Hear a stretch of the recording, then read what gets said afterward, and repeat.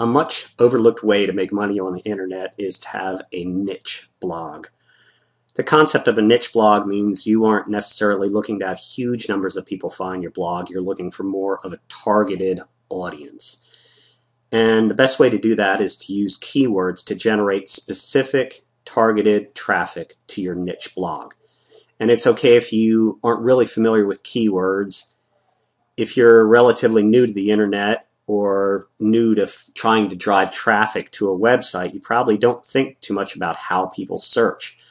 So in order to kind of define what keywords people are searching for, and most people use Google when they're searching, Google has set up what a tool for you to use, which is called the Google Keyword Tool External. So if you go to Google and type in Keyword Tool External and do search,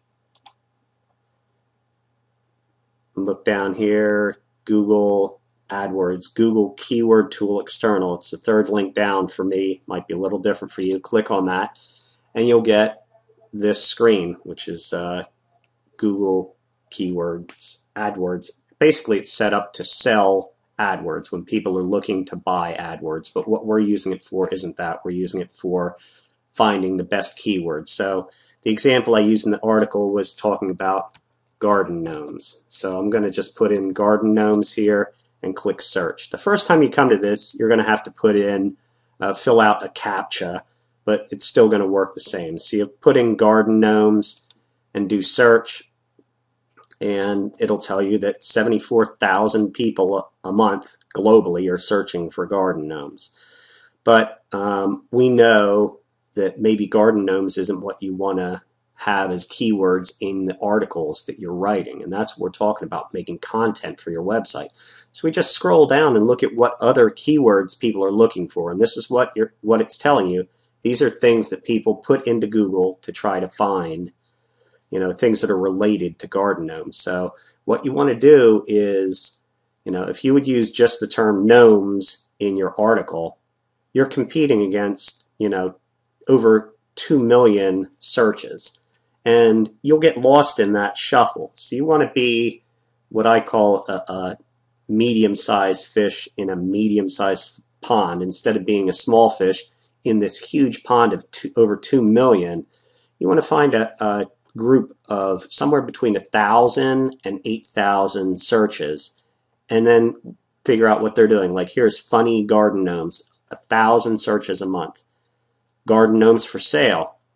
Interestingly enough, only 3,600 searches per month. So if you find some terms and start throwing these, garden gnome carnage, 2,400 searches a month. Garden accents, 5,400 searches a month. So if you put these terms in your article, just sprinkle them in there.